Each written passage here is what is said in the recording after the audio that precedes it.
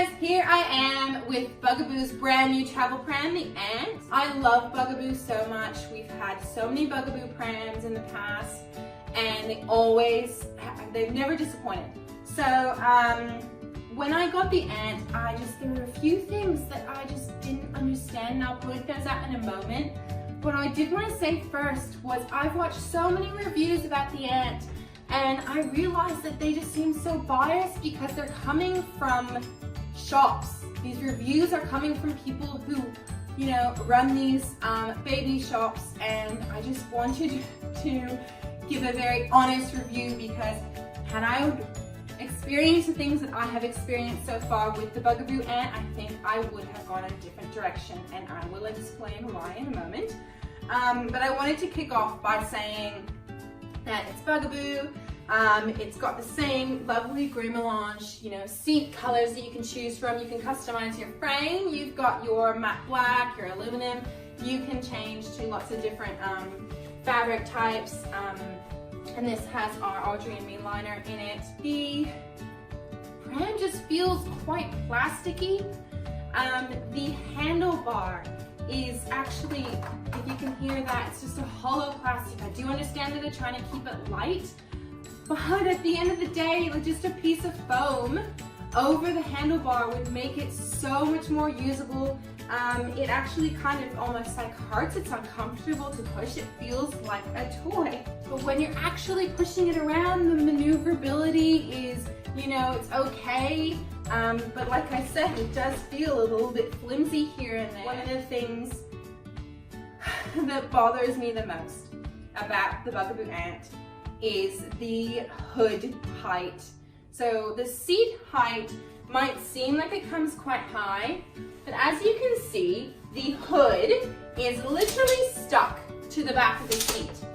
I don't understand why they couldn't make it so that where the hood actually attaches to the seat would have been able to slide up. I have an 18-month-old son who just fits under here. But let's face it, when I get off a long haul flight, or any flight for that matter, the child that I'm most likely to put in my pram to push is my 3 to 4-year-old son. And I can carry my bub because he's light. It needs to be I think it needs to be able to fit kids up to 5-year-olds. It's a travel pram. You're walking around, you're in a different place. They're gonna get tired, they're gonna wanna sit. And I don't have any space for them whatsoever. They don't fit under the hood. The hood at its most reclined as well still sticks out a lot. So I feel like it's just, it can fit like a 1-year-old in it, 18 months. I will show you in a little moment how that. One thing that it does do, which is nice, is that you can actually flip the seat and make it parent facing, so it lays flat for newborns, which is great. But again, when you're using it in the normal position, so forward facing, your recline is limited to like upright, which that's barely ever going to be used, to this, like at a relaxed recline. You cannot, when it's forward facing, I cannot get it to go further back than that. The only way you can get it to go full recline is by flipping the entire seat over so it's parent facing. I will show you how it folds. I find the fold quite taxing. It's like, okay, like here's my travel pram. I'm about to get on the plane and I need to, do all of these steps. So actually the first step is to lower the seat. So the seat lowers on the pram. And then you have to flip in the actual hood clicks in. You can see that, like it clicks into itself. And you have to put the seat all the way forward like so. And then you've got these hits here like that. So definitely a two-handed job. Now the reason why I've left the handlebar up so far is because I want to explain what the idea was behind them doing this. I now have a piece of carry-on luggage, okay?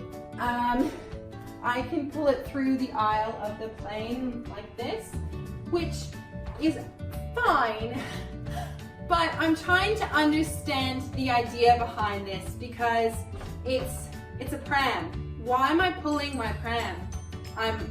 The pram is made to be used and to be pushed, so I feel like it's a little bit of a gimmick that just missed the mark, because all I want to be able to do is lower this like that and like that, and then this just doesn't really lock into place. It's just flimsy.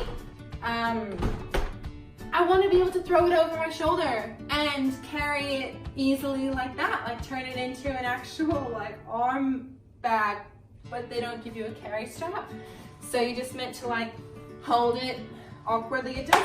I do like the fact that it's got like this hard sides and it's got like a pocket when it's folded that you can access. So to undo it as well is a process, in my opinion. But it's just not as easy. It's like, okay, I got off and I need to like mess around with making sure it's all clipped in. Definitely a two-handed process. Unclip the actual hood itself and then extend the seat. Okay, now it's ready to use. It's got its great 5-point harness. I do love Bugaboo's 5-point harness. They're all the same throughout the brand. It's just so easy to click and they all pop off. They each go in individually, which is great when you've got a squirmy little kid.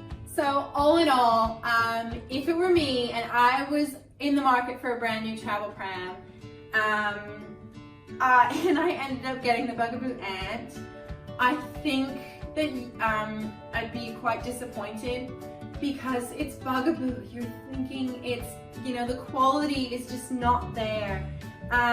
You'd think that it'd be a revolutionary pram. It's brand new on the market, but the things that are wrong with it, it's just not practical. Okay, so as you can see, I have my 4.5-year-old in the Baby Zen Yo-Yo Plus, and I have my almost 18-month-old in the Bugaboo Ant, and they are pretty much touching the hood and the same height here. So I will show you what it's like when they swap spots. And magic, they have swap spots, and as you can see, there's plenty of head space here for this one to grow, and not so much over here in the Ant. Yet they both love to sit in the pram when we travel. Thank you so much for watching.